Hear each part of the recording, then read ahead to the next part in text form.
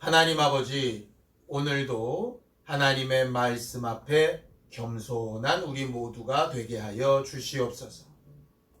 지금까지 우리가 하나님의 말씀 앞에 어떻게 살아왔든 자랑할 것도 없고 드러낼 것도 없이 오직 은혜로 살아온 사람들인 것을 기억하며 고백하게 하시고, 또 오늘부터 새롭게 시작되는 모든 기회들도 주의 은혜 안에 서게 하여 주시옵소서.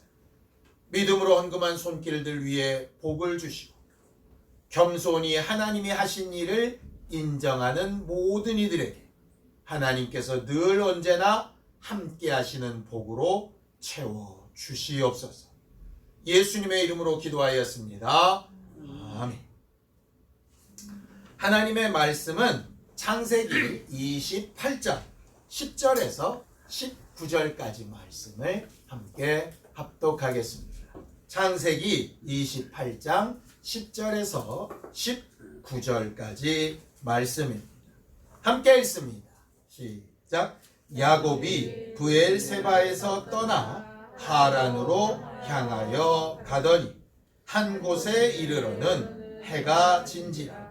거기서 유숙하려고 그곳에 한 돌을 가져다가 베개로 삼고 거기 누워 자더니 꿈에 본즉 사닥다리가 땅 위에 서 있는데 그 꼭대기가 하늘에 닿았고, 또 본즉 하나님의 사자들이 그 위에서 오르락 내리락 하고, 또 본즉 여호와께서 그 위에 서서 이르시되 나는 여호와니 너의 조부 아브라함의 하나님이요 이삭의 하나님이라. 내가 누워있는 땅을 내가 너와 내 자손에게 주리니 내 자손이 땅의 티끌같이 되어 내가 서쪽과 동쪽과 북쪽과 남쪽으로 퍼져갈지며 땅의 모든 족속이 너와 내 자손으로 말미암아 복을 받으리라. 내가 너와 함께 있어 내가 어디로 가든지 너를 지키며 너를 이끌어 이 땅으로 돌아오게 할지라. 내가 내게 허락한 것을 다 이루기까지 너를 떠나지 아니하리라 하신지라. 야곱이 잠이 깨어 이르되 여호와께서 과연 여기 계시거니 내가 알지 못하였도다. 이에 두려워하여 이르되 두렵도다. 이곳이요 이곳은 다름 아닌 하나님의 집이요 이는 하늘의 문이로다 하고, 야곱이 아침에 일찍이 일어나 베개로 삼았던 돌을 가져다가 기둥으로 세우고 그 위에 기름을 붓고 그곳 이름을 베델이라 하였더라. 이 성의 옛 이름은 루스더라. 하나님이 천지를 창조하실 때 가장 먼저 말씀으로 만드신 것이 있습니다. 뭐였죠? 빛입니다. 빛이 있으라 하셨죠. 그리고 요한복음 1장에 보면 하나님은 생명의 빛이시다 라고 이렇게 말씀을 하십니다. 하나님께서 창조하실 때 왜 빛을 가장 먼저 만드셨고, 자기를 가르쳐 비유로 말씀하실 때 왜 나는 생명의 빛이라고 하셨을까? 우리는 배워온 지식으로 잘 알고 있습니다. 이 빛이 생명에 얼마나 지대한 영향을 미치는지 너무나도 잘 알고 있죠. 하나님은 생명의 빛이시다라고 하는 말은 생명의 근원이라는 뜻도 되고요. 하나님으로부터 오는 그 생명의 빛을 받아야 마치 식물들이, 동물들이, 사람이 빛을 받아 사는 것처럼 우리도 하나님으로부터 오는 빛으로 살아야 한다라고 하는 그런 말씀을 하고 있습니다. 자, 시편 56편 13절을 함께 읽겠습니다. 함께 읽습니다. 시작. 주께서 내 생명을 사망에서 건지셨습니다. 주께서 나로 하나님 앞 생명의 빛에 다니게 하시려고 실족하지 아니하게 하지 아니하셨나이까? 라고 이렇게 말합니다. 다윗의 고백을 통해서 하나님께서 뭐라고 말씀하시느냐 하면 우리를 구원하신 이유가, 우리를 살리신 이유가, 우리에게 은혜 베푸신 이유가 목적이 있다라고 이렇게 되어져 있어요. 그게 하나인데 하나님 앞에서, 다른 말로 하면 생명의 빛 앞에서 살게 하시려고 이렇게 되어 있습니다. 생명을 계속 얻게 하시려고 하나님이 우리를 구원하시고 살리셨다 이렇게 되어져 있죠. 그래서 우리가 신앙생활을 잘하고 있는가를 살펴보려면 간단합니다. 내가 하나님 앞에 생명의 빛 앞에 서 있는가라고 이렇게 생각하면 되는 거죠. 거기 생명의 빛 앞에 다니게 하신다라고 하는 말씀이 있습니다. 도대체 생명의 빛 앞에 산다는 게 무슨 뜻일까? 성경을 봤더니 이런 말씀이 있더라고요. 말라기 4장 2절입니다. 함께 읽습니다. 시작. 내 이름을 경외하는 너희에게는 공의로운 해가 떠올라서 치료하는 광선을 비추리니 너희가 나가서 외양간에서 나온 송아지같이 뛰리라 라고 이렇게 되어 있습니다. 치료의 광선, 생명의 빛 같은 말입니다.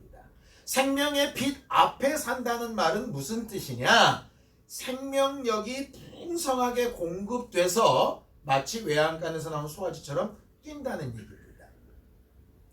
뭐를 보면 우리가 쉽게 이해할 수 있을까? 이렇게 보면 어린아이들을 보면 알 수 있을 것 같아요.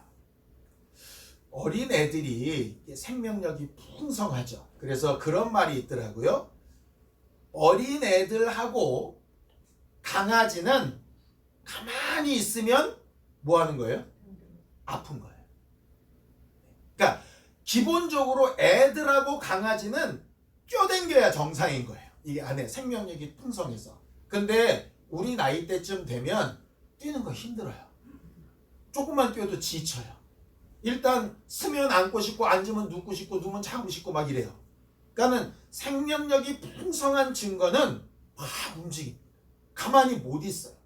그래서 옆에서 막 가만히 좀 있으라고 얘기를 해도 이게 잘 안 먹히죠.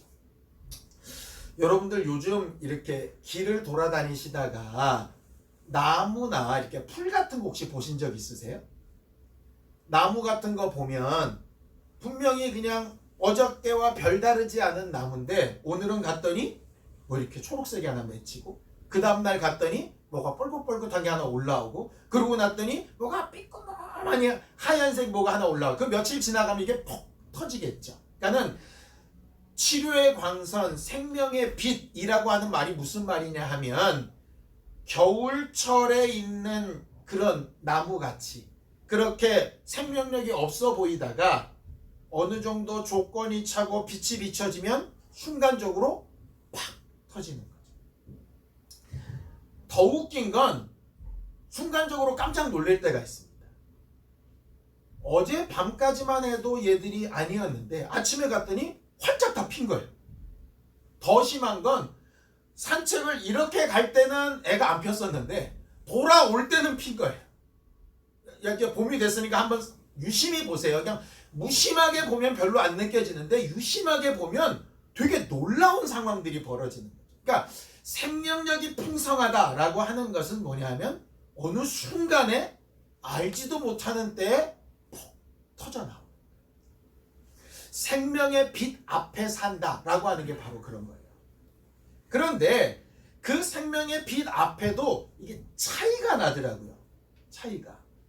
어떤 나무는 똑같은 자리 바로 옆에 있어요. 그러니 뭐 환경이 안 다르겠죠. 근데 이 나무는 확 폈는데 이 나무는 감감무소식인 경우들이 있어요.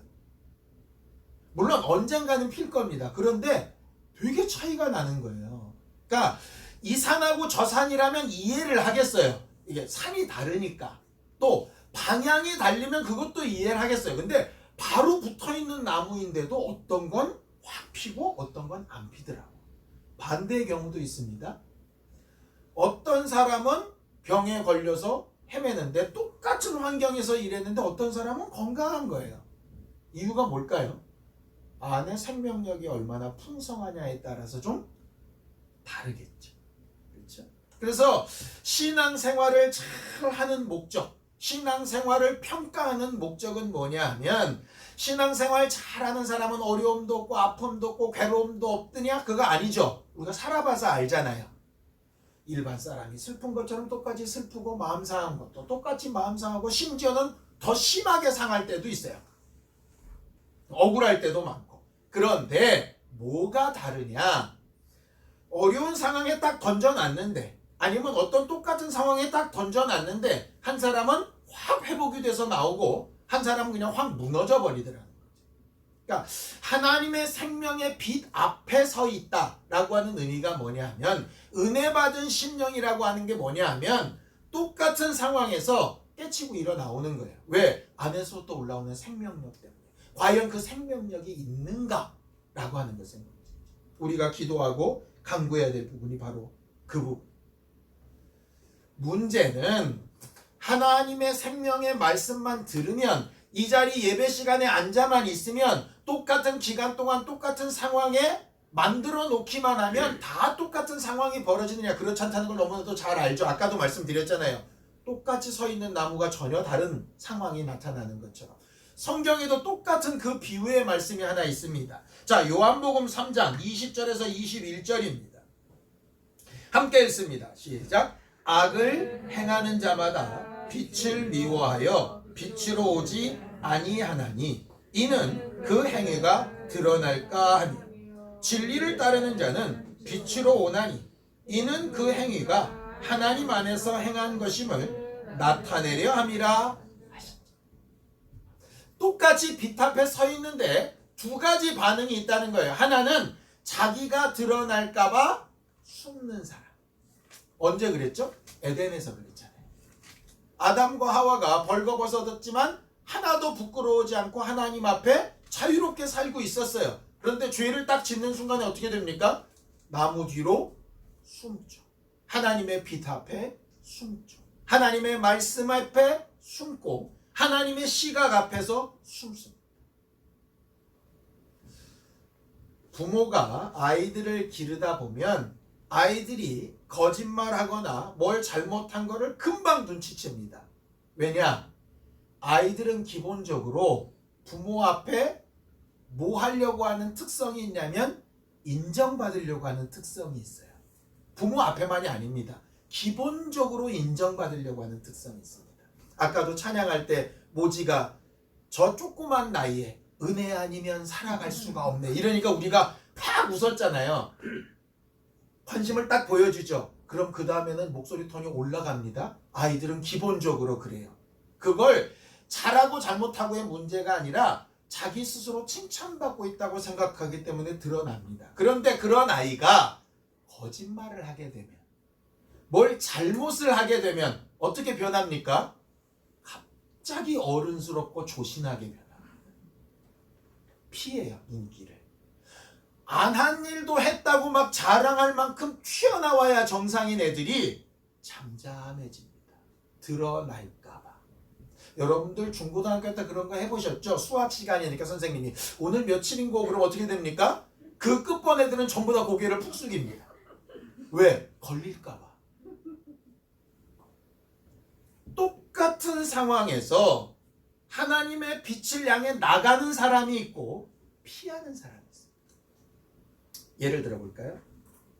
몸이 아프면 어떤 사람은 이 아픈 걸 막 드러냅니다.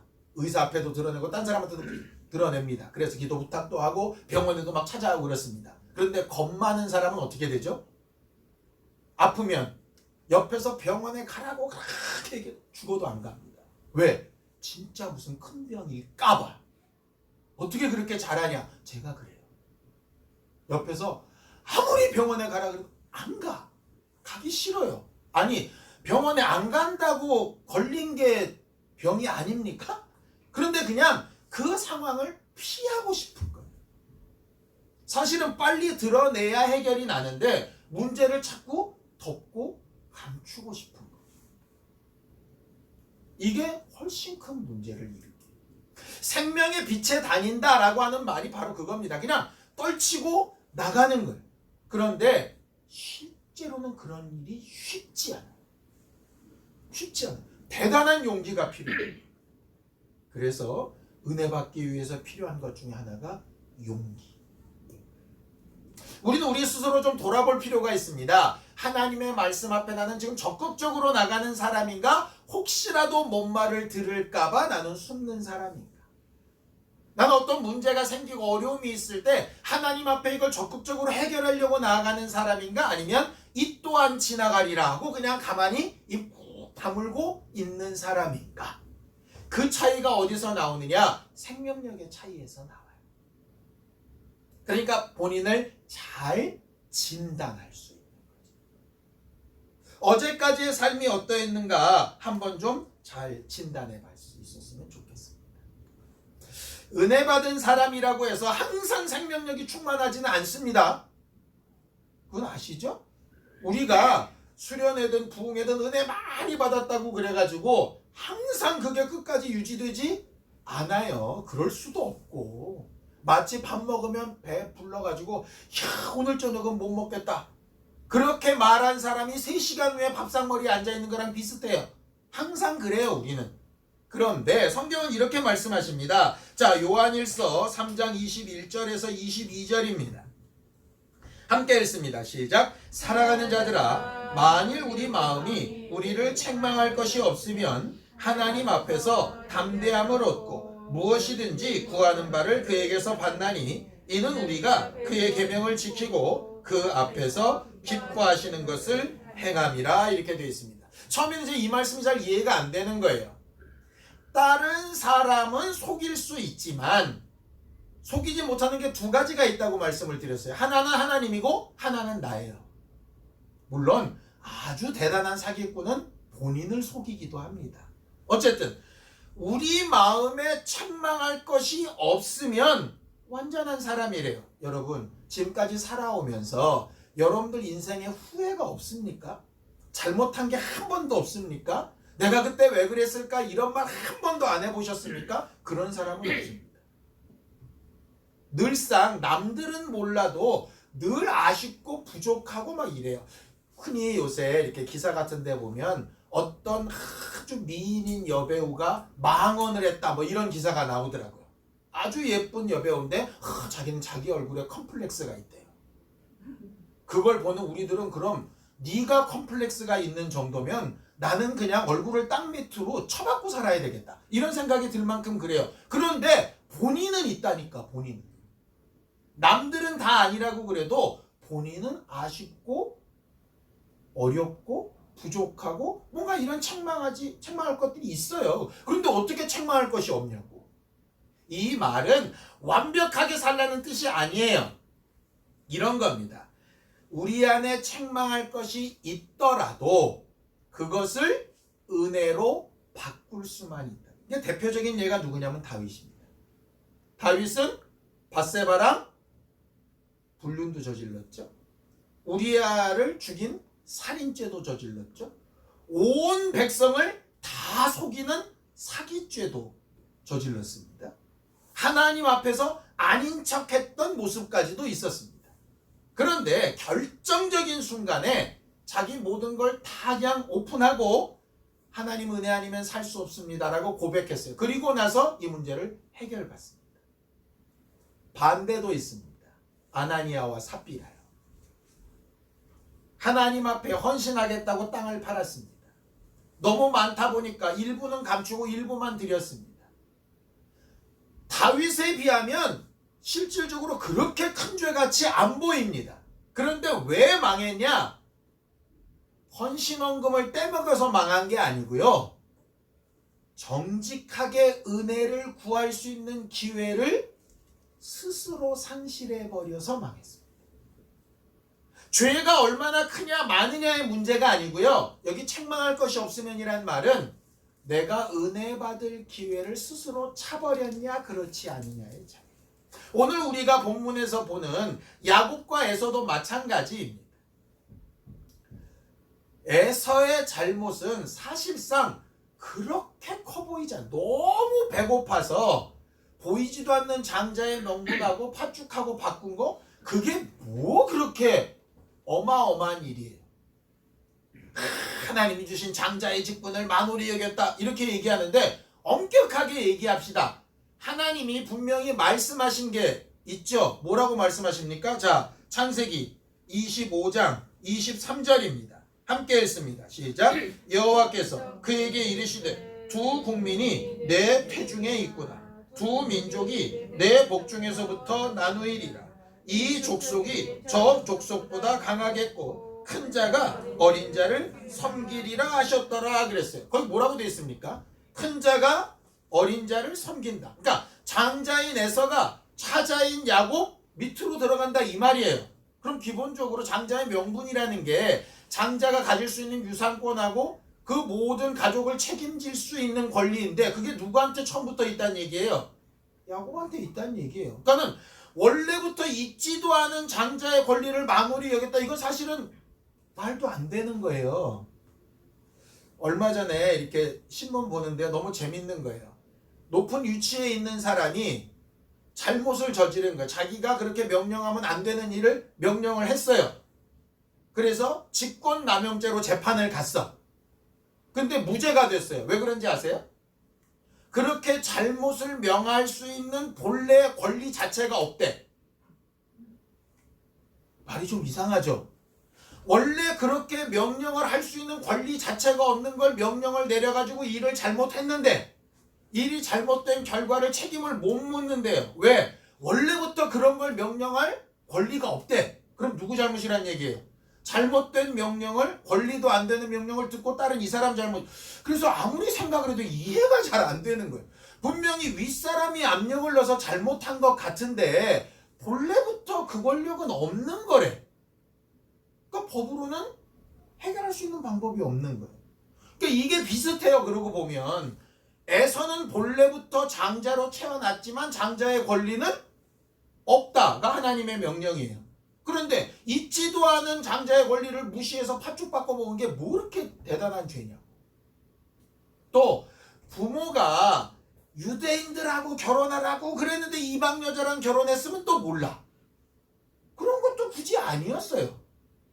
또 아버지가 축복한다는데 하나님이 어디 있어 뭐 이랬으면 또 몰라. 그것도 아니었어요.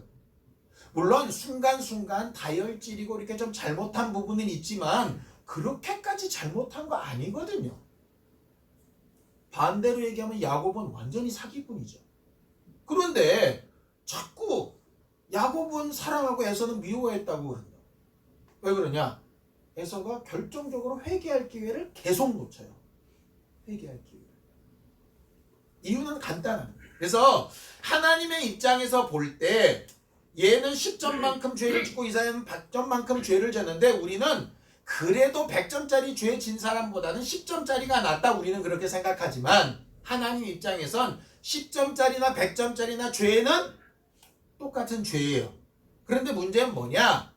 누가 겸손하게 다 내려놓고 회개할 기회를 얻었냐 못 얻었냐 이 차이인 거예요.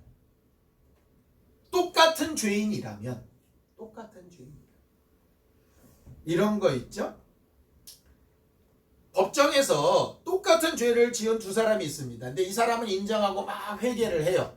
그래서 큰 합의도 하려고 그러고 막 해요. 이 사람은 내가 뭔 죄를 졌냐고 막 그래요. 그럼 어떻게 됩니까? 똑같은 죄를 졌는데도 결과가 조금 달라져요. 이 사람은 정상을 참작해주고 이 사람은 반성이 기미가 없으니 가중해서 처벌을 하죠. 그 차이가 나요. 세상은 그 차이가 적지만 하나님 앞에는 그 차이가 어마어마하다.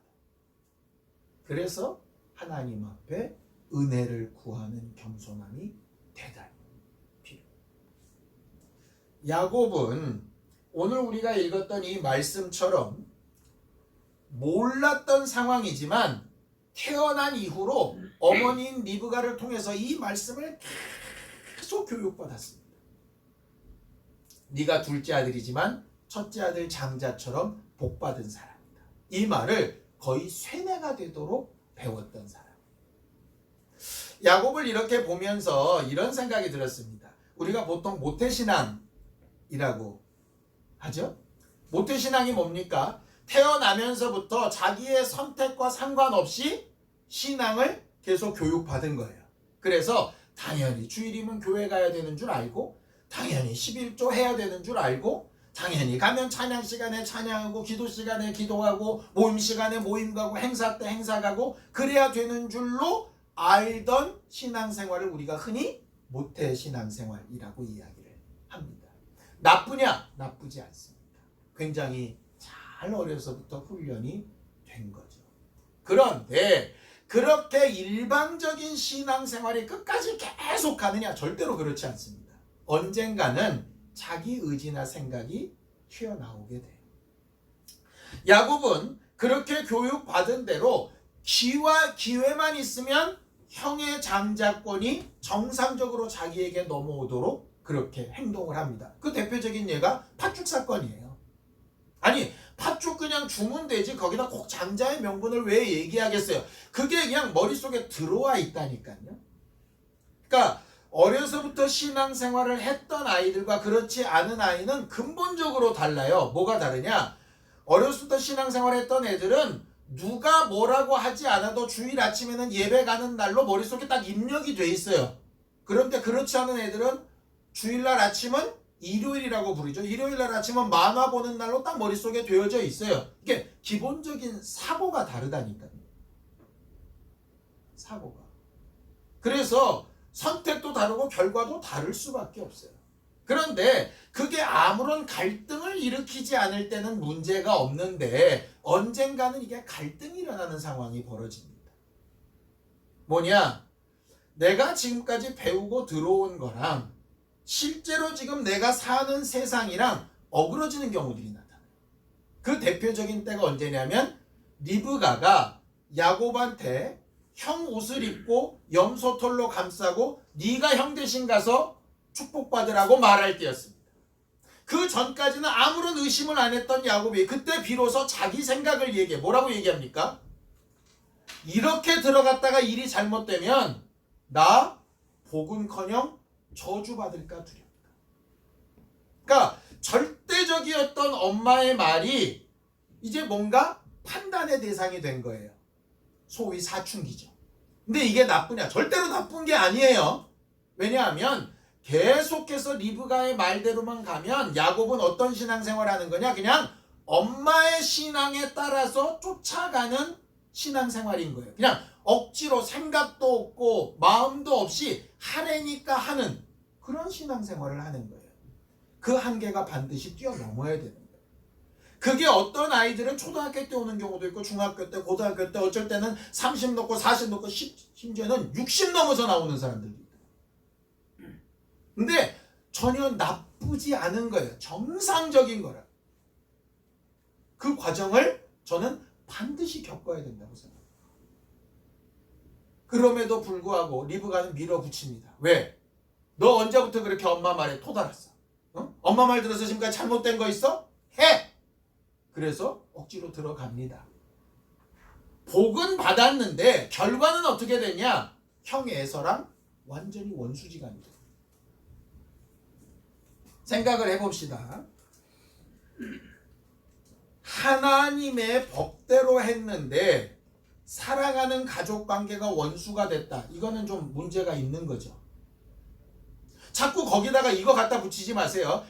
내가 언제선 땅에 칼을 던지고 불 던지러 와서 며느리와 시어미가 뭐 불화하러 왔다고 내가 시어머니를 미워한 건 성경적이야. 이거 아닙니다. 일시적으로 그런 상황이 있을 수 있으나 하나님이 원하시는 모습은 절대로 그런 모습이 아닙니다. 뭔가 문제가 생긴 거예요. 어그러졌다면 이 문제를 해결해야 되는 거죠. 결과적으로 야곱은 엄마의 말만 듣고 계속 오다가 뭔가 문제가 생겼는데도 불구하고 그것을 뛰어넘지 못하고 계속 엄마의 신앙만 따라가다가 자기가 원치 않은 상황에 딱 도달을 했습니다. 그게 뭐냐면 오늘 보면 베델 사건이에요. 자, 보세요. 아버지 어머니 집에 있었을 때에는 먹고 살 걱정 없었습니다. 그죠? 그리고 거처할 걱정도 없었어요. 자기는 꼭 장자가 되고 아주 대단한 권세를 누리고 싶은 마음도 없었어요. 이삭의 집에서 차자로만 살아도 굉장한 부잣집 둘째 아들이 얼마나 좋아요. 의무는 거의 없고 권리만 있는데 최고 아닙니까? 그랬다가 엄마 말 듣고 하나님이 그렇게 하셨다고 하는 말 듣고 쫓아오다 보니 집도 다 떠나고 가진 것도 없고 누일 데도 없어서 어디 호텔 잡을 만한 상황도 안 돼서 돌멩이에 베고 노숙하고 있는 상황이 되니 얼마나 처량하겠어요. 자녀들 입장에서 아버지 말 듣고 엄마 말 듣고 목사님 말 듣고 신앙생활 했다가 내 집 모양이 이 꼴이 이 모양이 이 꼴인데 잘된 게 뭐 있냐고 이렇게 분명히 말할 수 있는 거 아니겠습니까? 그렇게 엄마 말씀 잘 들으면 신앙생활 잘했는데 왜 이렇게 됐을까? 우리는 왜 고민하겠지. 근데 우리의 고민과 상관없이 하나님은 그때를 굉장히 기다리셨던 것을 볼 수 있어요. 하나님께서 그렇게 외롭게 아무것도 없이 답답한 상황에 있는 야곱한테 나타나셔서 이렇게 말씀하십니다. 창세기 28장 15절입니다. 함께 읽습니다. 시작. 내가 너와 함께 있어 내가 어디로 가든지 너를 지키며 너를 이끌어 이 땅으로 돌아오게 할지라. 내가 내게 허락한 것을 다 이루기까지 너를 떠나지 아니하리라 하신지라. 이 말씀을 여러분들이 다시 한번 앞뒤로 잘 보시기 바랍니다. 제가 참 신기했던 건 뭐냐면 이런 거였어요. 네가 지금까지 엄마의 인도함을 따라서 신앙생활을 잘했으니 내가 너와 함께 하겠다. 이런 조건이 없어요. 네가 내 말을 믿고 장자의 명분을 계속 얻으려고 그렇게 수고한 것을 내가 알고 있으니 너와 함께 하겠다. 그런 말씀도 없어요. 네가 기도 많이 했으니까 내가 너랑 함께 하겠다. 네가 주일 한 번도 안 빠졌으니까 내가 너랑 함께 하겠다. 네가 내 앞에서 헌신을 이만큼 했으니까 내가 너랑 함께 하겠다. 그런 조건이 없어요. 야곱이 어떻게 했는지와 상관없이 하나님은 뭐라고 하시느냐?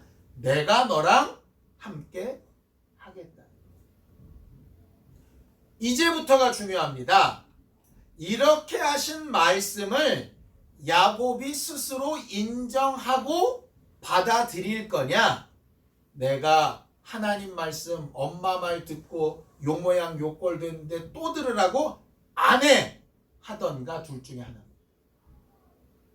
햇빛 앞에 몸을 딱 드러내서 정말 빛으로부터 오는 생명력을 얻어서 몸도 마음도 건강하게 되거나 그 빛이 싫어서 암막 커튼 치고 이불 뒤집어 쓰고 방구석으로 들어가거나 그 다음 선택이 나옵니다.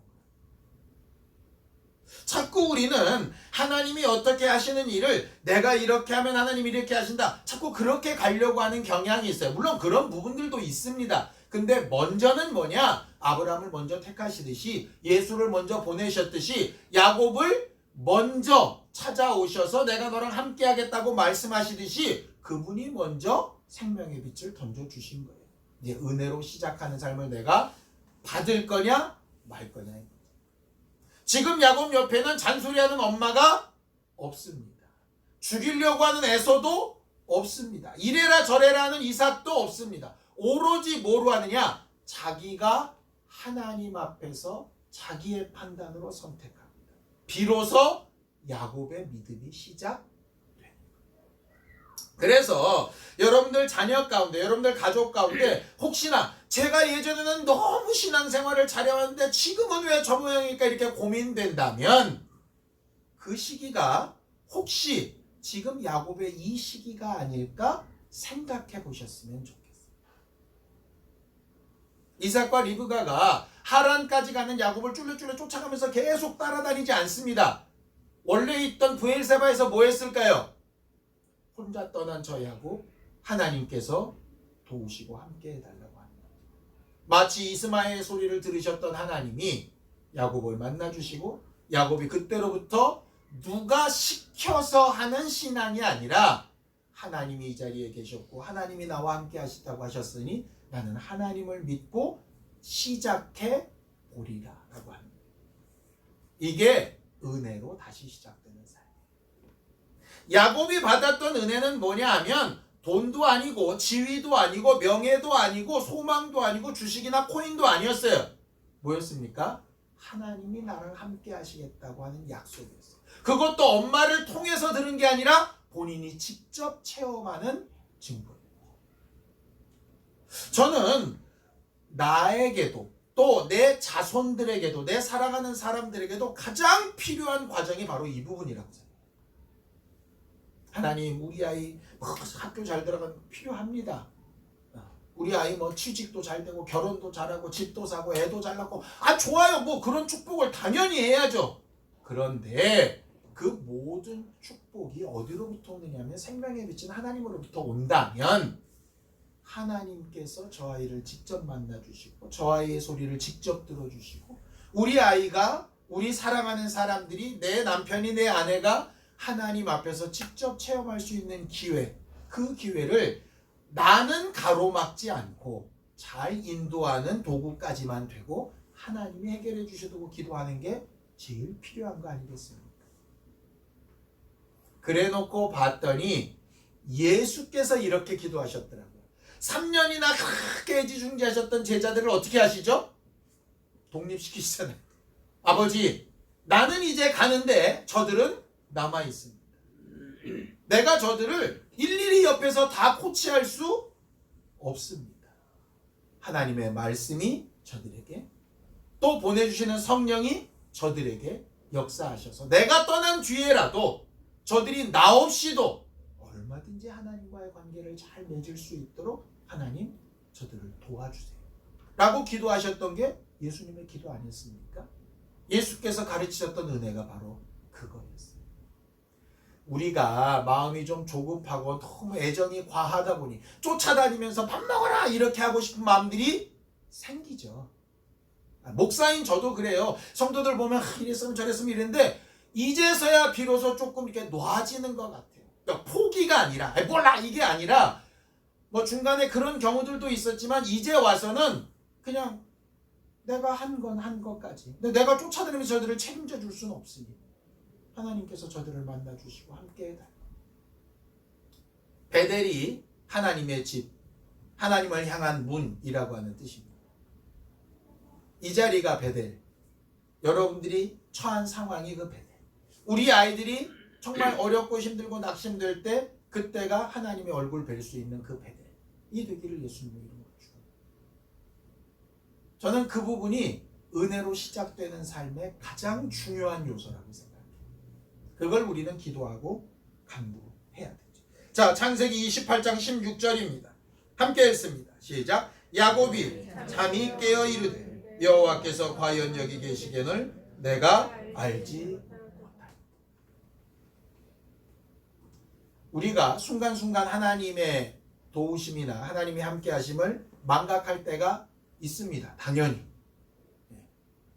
우리가 어둡거나 태풍이 불거나 폭풍우가 친 다음이 아니면 햇살이 너무 좋다 이런 느낌을 그렇게 많이 받지 못합니다. 심지어는 햇살 뜨거워서 못 살겠다 이런 생각까지도 할 정도입니다.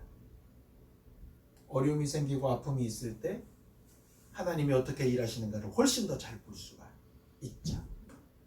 고행주의자는 아니니까 어려움을 달라고는 기도하지 않을 겁니다.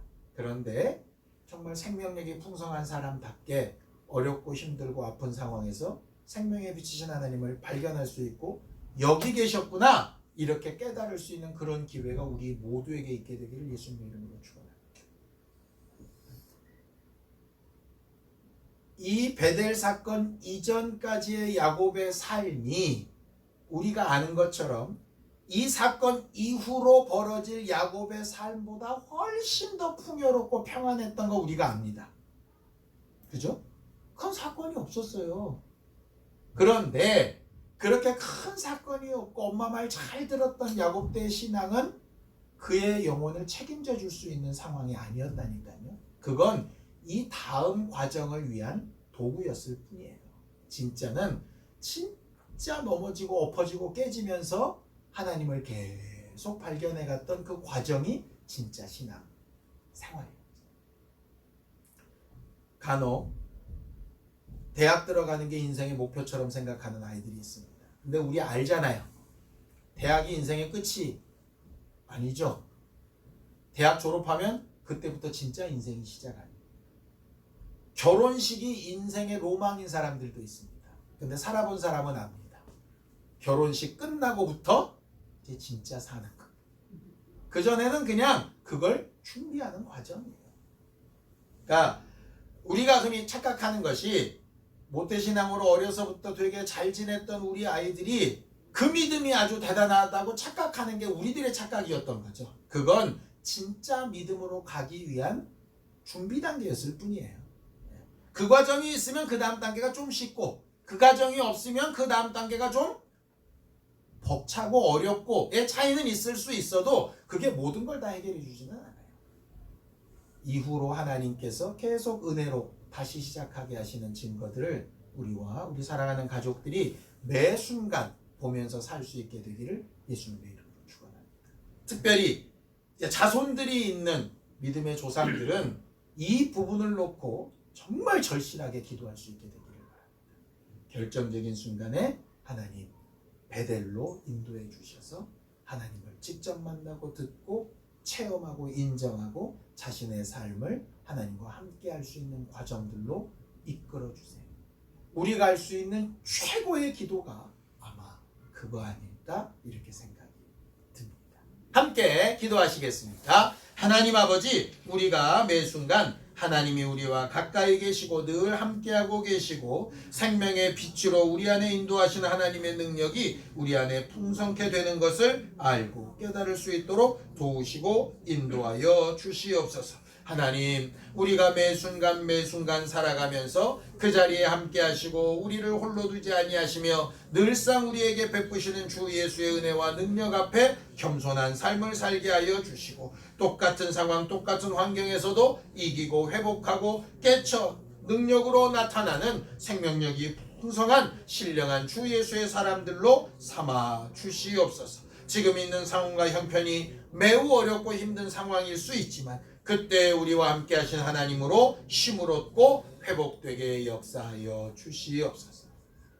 하나님, 우리는 여러 가지 사회 현상들로도 또 여러 나라들과의 관계의 문제로도 또 경제적으로도 또 우리 삶의 앞날에 정말 미흡한 준비로도 참 근심되고 어려운 상황들을 살아가고 있습니다. 그러나 분명한 것 한 가지, 그 모든 자리에 하나님이 가까이 계시고 그 가까이 계심을 알고 인정하고 하나님의 생명의 빛 앞에 살려고 하는 자에게 은혜 베풀어 주시는 하나님이 계신 것을 우리로 알게 하여 주셨사오니 때마다 일마다 함께 하시는 하나님으로 세임을 얻고 위로를 받고 회복되는 우리 모두가 되게 도와주시옵소서. 누가 누구에게 도움이 될 수는 있으나 이를 책임질 수 없는 것을 고백하오니 겸손하고 정직한 심령, 담대하고 용기 있는 결단으로 하나님 앞에 서는 우리 모두가 되도록 늘 은혜 베풀어 주시옵소서. 예수님의 이름으로 기도하였습니다. 아멘. 이제는 우리 주 예수 그리스도의 은혜와 하나님 아버지의 극진하신 사랑과 성령님의 감동하시고 함께하시는 분명한 증거가 늘 우리 가까이 함께하고 계신 하나님을 인정하며 사는 우리 모두 위에 이제부터 영원까지 함께 있을지어다. 아멘.